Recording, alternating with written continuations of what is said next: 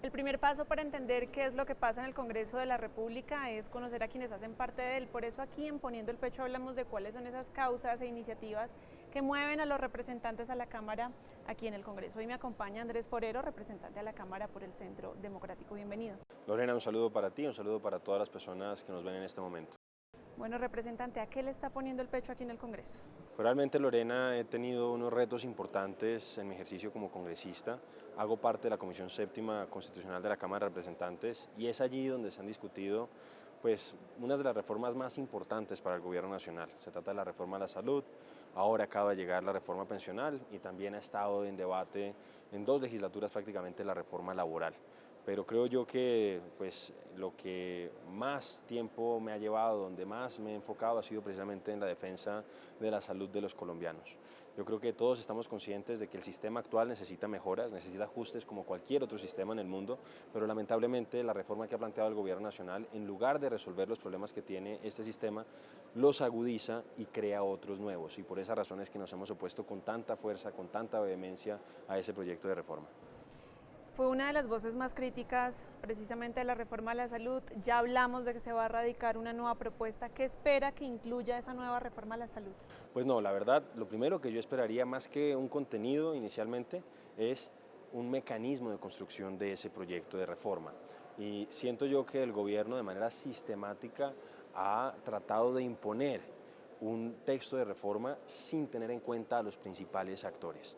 Los médicos, los académicos, pero sobre todo los pacientes han sido excluidos, han sido marginados de la construcción de ese texto, al punto que, por ejemplo, el año pasado, a principios de año, los pacientes organizados en distintas asociaciones tuvieron que construir un texto nuevo y me pidieron que por favor se los firmara como congresista para que fuera tenido en cuenta por los congresistas de la Comisión Séptima de la Cámara de Representantes. Lamentablemente eso no pasó en el caso de los ponentes del gobierno, que básicamente se centraron en el proyecto del gobierno, que fue construido de manera sectaria, fue construido de manera completamente excluyente. Y ahora dicen que van a presentar un nuevo texto, que han dicho los integrantes de la Comisión Séptima del Senado, que realmente se trata de un resumen del texto que ya se hundió y a lo que llegaron el gobierno y una CPS a puerta cerrada es el fruto, mejor dicho, eso fue lo que terminó resultando de una negociación, una concertación que no se conoció, no fue pública y a la que llegó el gobierno con alguna CPS. Obviamente nosotros no estamos de acuerdo con esa forma de proceder del gobierno, siempre insistimos en la necesidad de que se incorporaran otros actores como médicos, académicos, pero sobre todo los pacientes y por esa razón nosotros no podemos apoyar ese texto de reforma. Nosotros invitamos al gobierno nacional a que ojalá reconsidere su decisión de radicar ese texto, creo que ya no lo va a hacer por cuenta de todos los escándalos que han surgido, pero la invitación es que el gobierno realmente atienda esa solicitud de pacientes, de médicos, de académicos que están organizados en lo que se denomina el Pacto por la Salud, que convoque una gran mesa nacional de salud, pero no pueden seguir insistiendo en ese mecanismo, o mejor dicho, en esa estrategia de escribir, de redactar un texto a puerta cerrada y después presentárselo a los colombianos. Y además una cosa, yo creo que esto es muy importante para las personas que nos ven. El ministro Jaramillo ha dicho que supuestamente la reforma a la salud tiene un piloto y es el nuevo modelo de salud del magisterio. Yo creo que todos hemos visto en los últimos días lo caótico que ha sido ese nuevo modelo en salud.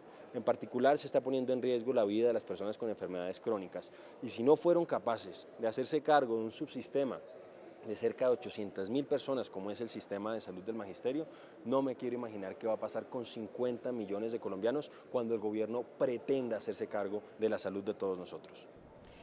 Esta reforma fue, sin embargo, una de las más discutidas, 36 plenarias, tuvo mesas, tuvo comisiones. En manera de participación, que es lo que usted menciona, ¿qué debe hacer diferente la Cámara para garantizar que se incluya la visión de esos públicos que menciona? No, es que son dos cosas. Uno es lo que haga el Congreso de Colombia y otra es la construcción de un texto por parte del Gobierno Nacional. Entonces, la Cámara ha hecho lo que le corresponde y el Senado también lo hizo, que es hacer un ejercicio de estudio del texto y finalmente se consideró que era inconveniente en la Comisión Séptima de Senado y por eso se terminó archivando. Lo que le corresponde hacer al Gobierno es otra cosa y es, en el marco de la construcción del texto que va a radicar, pues ahí tiene que tener en cuenta a los pacientes, a los médicos y a los académicos, porque no es solamente oír a las personas, porque el gobierno básicamente a veces hace audiencias, hace espacios, pero no los tiene en cuenta. Yo creo que ahí básicamente está chuleando, por decirlo así, un requisito de participación ciudadana, sino que realmente se trata de construir de manera colectiva un texto que resuelva los problemas del sistema actual sin agravarlos, y eso no ha sucedido. Entonces el gobierno ve que le hunden ese proyecto, los médicos, académicos, personas que votaron por Gustavo Petro, personas que han sido de izquierda históricamente, están en contra del proyecto porque consideran que no es conveniente para el país, que, vuelvo a insistir, esto es muy importante, en lugar de resolver los problemas que todos reconocemos, en particular en las zonas rurales y dispersas del país, todos reconocemos que hay problemas de atención, pero en lugar de resolver esos problemas, este nuevo modelo o este proyecto que plantea el gobierno, pues afecta algo que funciona relativamente bien, no de manera perfecta, en las zonas rurales, en las zonas urbanas del país. Hay que decir que con todos sus problemas, con todas sus luces y sombras, el modelo de salud de Colombia ha representado el mayor avance social en los últimos 30 años. La costo-efectividad de nuestro sistema es muy alta. Nosotros, en términos per cápita, gastamos muchísimo menos que casi todos los países de la región y tenemos un cubrimiento muy alto de distinto tipo de enfermedades. Entonces, eso se está poniendo en riesgo y por esas razones que nosotros hemos pedido al gobierno que ojalá reconsidere ese proyecto. Y vuelvo a insistir, hemos tenido un piloto. El piloto además lo definió como tal el propio ministro de Salud y ustedes han visto, yo creo que en distintas noticias, en distintos noticieros, lo que está pasando. Ha sido un desastre, hubo improvisación total y lamentablemente el gobierno, por cuenta de esa falta de planeación, está poniendo en riesgo la vida de colombianos. Pero estamos lejos de ser uno de los peores sistemas de salud, como ha insinuado a veces el presidente Petro. Nuestro sistema de salud sin duda no es perfecto, pero tampoco es, pero no podría decir, y además falta la verdad el señor presidente cuando dice que es uno de los peores del mundo. Nuestro gasto de bolsillo, que es cuánta plata sale del bolsillo de cada familia para atender situaciones relacionadas con la salud o atenciones en salud, es de los más bajos, no solamente de este continente, sino del mundo entero, es del 15%, es decir, de cada atención que cuesta 100 pesos, 15 salen del bolsillo, porque realmente es un sistema donde el Estado, donde de manera colectiva y de manera solidaria nos hacemos cargo de la salud de todos nosotros. Yo te hablaba del tema del gasto per cápita, más o menos son $500 por año en el caso de Colombia del gasto per cápita y en otros países como por ejemplo Costa Rica es de 950 y a pesar de eso Colombia tiene unos tratamientos, unos programas de atención de enfermedades crónicas, enfermedades de alto costo que no tiene Costa Rica. Entonces yo creo que este es un sistema que como todos los sistemas en el mundo requiere mejoras constantes. El presidente y el gobierno mira como referente al sistema de salud británico y ese sistema está en una crisis enorme y hay problemas de atención, claro, aquí hay problemas de atención y hay problemas sobre todo de agendamiento. Pero lo que hemos visto es que cuando el Estado, por ejemplo, tiene un mayor protagonismo, lamentablemente la situación en lugar de mejorar termina empeorando. Mira lo que ha pasado con todas las intervenciones, no solamente de este gobierno, pero también dentro de este gobierno. Cuando se interviene una EPS, en lugar de mejorar los indicadores, en lugar de mejorar la atención, lo que tiende a ocurrir, lo que ha ocurrido históricamente es que se deterioran y se empeoran. Y cuando vemos situaciones como las que se presentan, por ejemplo, en la Unidad Nacional de Gestión del Riesgo, con los carrotanques en La Guajira, donde se roban los recursos públicos, pues obviamente nos preocupa que el Estado vaya a tener un mayor protagonismo, en particular alcaldes y gobernadores, en el sistema de salud colombiano. Por eso nosotros nos oponemos a ese proyecto. Claro, ha habido malas EPS y esas deben salir del sistema, pero aquellas buenas EPS nosotros consideramos que hacen una muchísimo mejor labor que la que puede hacer el Estado. Participación de todos los sectores clave para sacar adelante las reformas y proyectos en el Congreso. Vamos a una pausa, mensajes institucionales y volvemos a Poniendo el Pecho.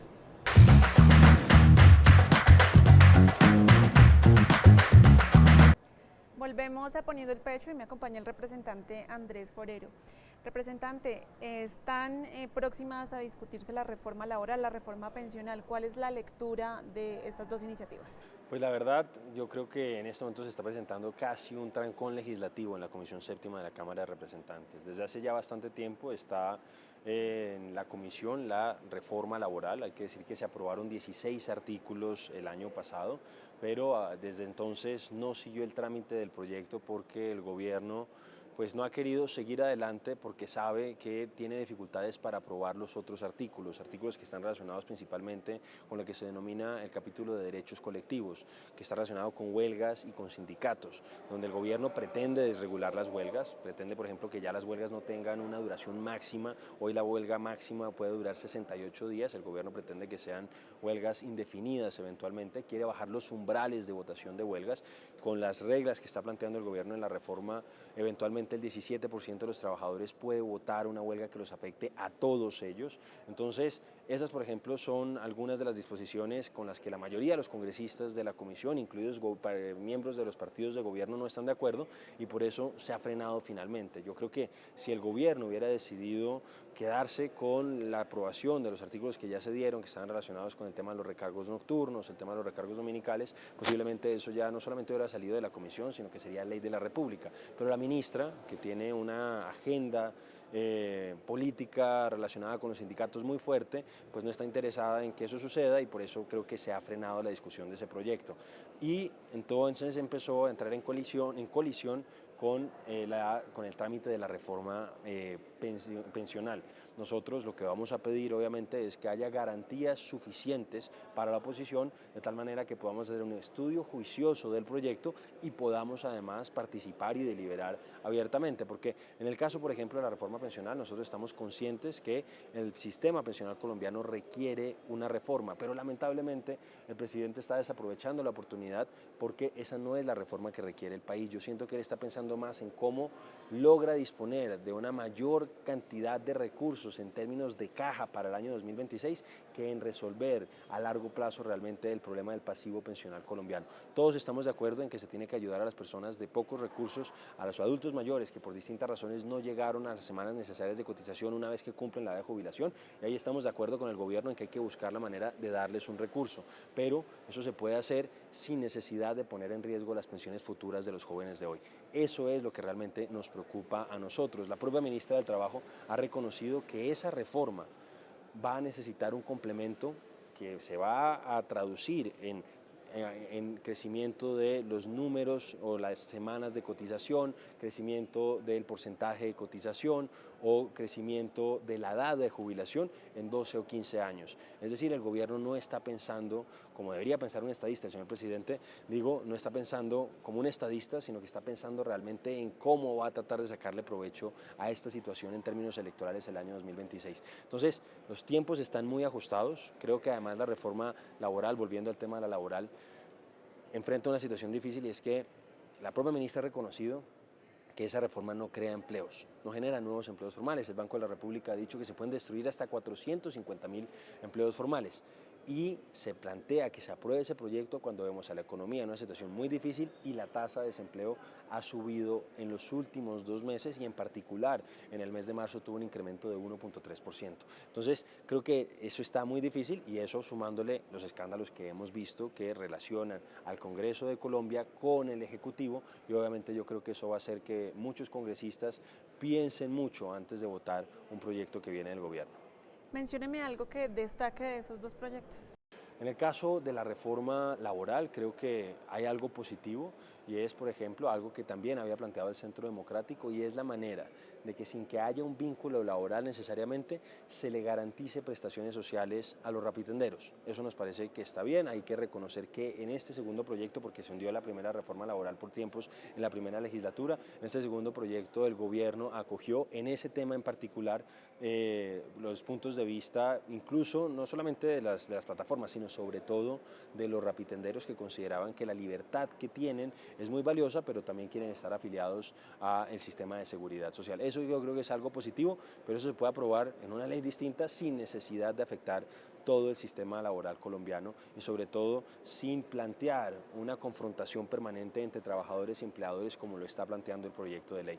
Y por otro lado, en el tema de la reforma pensional, yo creo que un elemento positivo es que ataca el problema de los subsidios a las pensiones altas. Yo creo que eso es algo que hay que reconocerle, pero al mismo tiempo borra con el codo lo que había hecho con la mano ese proyecto cuando plantea unos términos o unas condiciones de transición muy amplias, donde básicamente pues a todas las personas que hoy están cotizando, no a todas, pero sí un porcentaje alto, pues les da las mismas condiciones actuales y esos subsidios a pensiones altas se mantienen. Otra de las grandes apuestas del gobierno nacional, además de las reformas, es la llamada paz total. ¿Usted cree que es efectivo tener tantos frentes de negociación abiertos? Pues la verdad no, y creo que pues nosotros habíamos advertido que nos preocupaba la improvisación y el voluntarismo con el que el gobierno nacional estaba abordando el tema de la paz y el tema de la seguridad nacional. El tiempo nos ha terminado dando la razón. Hemos visto un gobierno que, recuerdo el año pasado, el presidente hace ya, bueno, de hecho, a fines del año 2022, el 31 de diciembre, él salió a decir que supuestamente había logrado su gobierno unos ceses bilaterales al fuego con distintos grupos armados al margen de la ley y a los pocos días lo desmintieron. Entonces ahí uno empezó a darse cuenta que estaban improvisando con un tema tan sensible para los colombianos. Y esto no lo digo yo, esto lo ha reconocido el propio ministro de Defensa. Lamentablemente estos ceses bilaterales lo que han servido es para fortalecer a los grupos armados ilegales. Hemos visto cómo, por ejemplo, el EMC creó un nuevo bloque guerrillero. Hemos visto cómo el ELN se ha fortalecido, están carnetizando en distintos lugares de Colombia, se están enseñoreando en distintos departamentos, en distintos municipios. Y obviamente eso nos preocupa de manera significativa y no vemos que ellos tengan realmente una voluntad real de paz. Vimos que incluso ahora el ELN dice que va a volver a secuestrar y a pesar de eso el presidente de la República y el gobierno nacional mantienen las mesas de negociación. Entonces yo la verdad sí estoy muy preocupado con lo que está pasando, siento que ha habido una gran improvisación, una falta de planeación evidente de parte del gobierno y un exceso de voluntarismo y lamentablemente quienes pagan las consecuencias de esa forma de abordar los problemas nacionales son precisamente los colombianos y en este caso las personas que viven en las zonas rurales y dispersas de Colombia. Se necesitan acciones más que buena voluntad para la paz total. Vamos a una pausa, mensajes institucionales y volvemos a Poniendo el Pecho.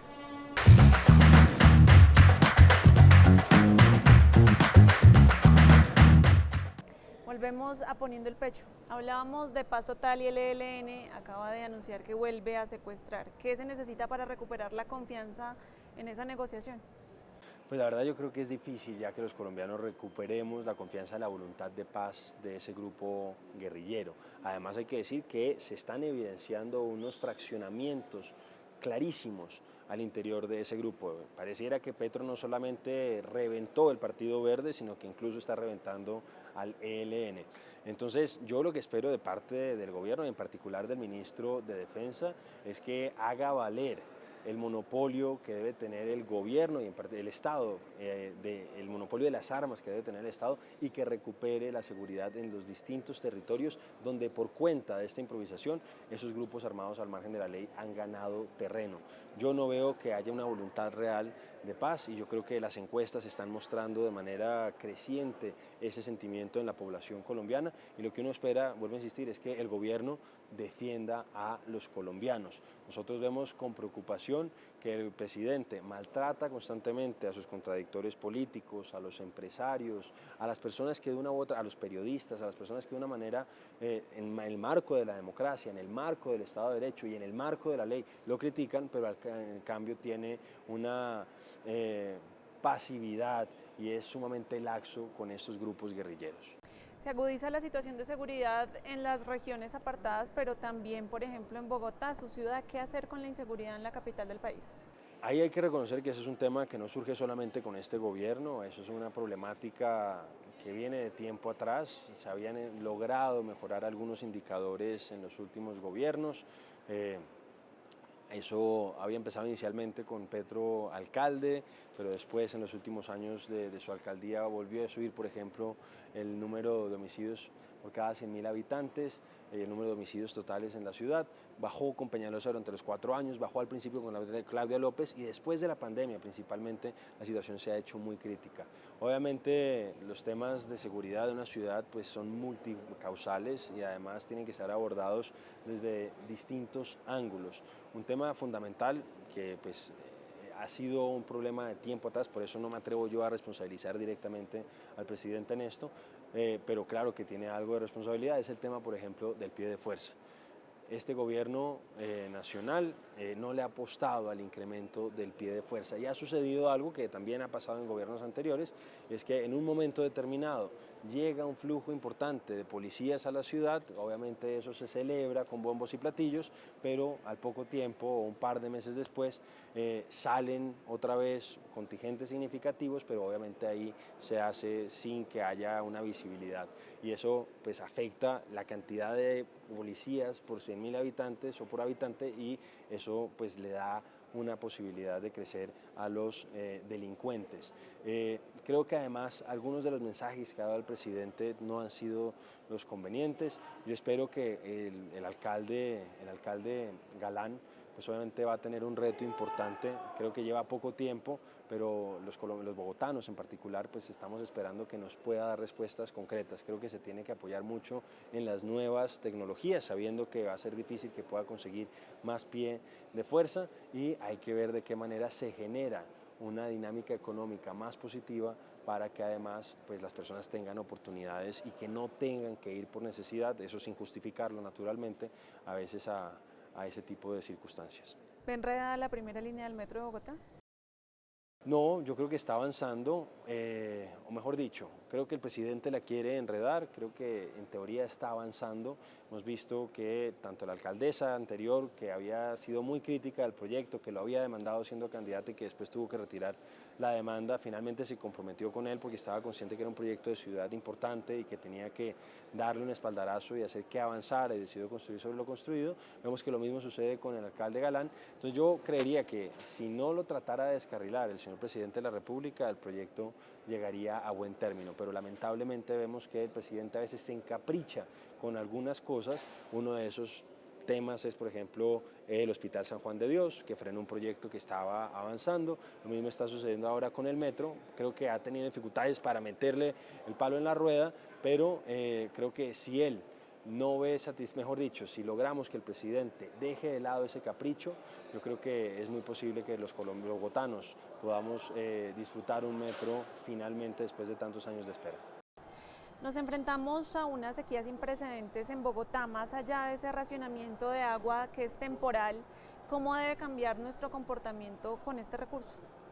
No, yo creo que esto que está sucediendo debe generarnos una conciencia a largo plazo. Yo creo que no debemos estar tomando estas medidas de una utilización racional del recurso hídrico solamente en el marco de esta situación o este estrés que estamos viviendo, sino que yo creo que debemos asimilarlo como parte de nuestra rutina de ahora en adelante. Pero a eso se debe sumarse un ejercicio de planeación por parte de las autoridades distritales y nacionales para garantizar un suministro de agua para la ciudad. En su momento, siendo alcalde, Gustavo Petro frenó una extensión de Chingaza. Él dice que por razones ambientales, pero si no tenía que hacerse allá, habría que buscar una alternativa. Yo creo que eso es lo que se tiene que hacer en este momento y le hago ese llamado tanto al alcalde Galán como al presidente de la República. Hay que pensar de qué manera hacia adelante, al margen de esta situación y pensando que ojalá salgamos pronto de esta crisis tan aguda, cómo vamos a garantizar en el futuro el abastecimiento de agua para más de 8 millones de personas que vivimos en esta zona. Representante, muchas gracias por habernos acompañado y que le siga poniendo el pecho a las causas que el país y que Bogotá necesita. A ustedes muchas gracias, un saludo para todos.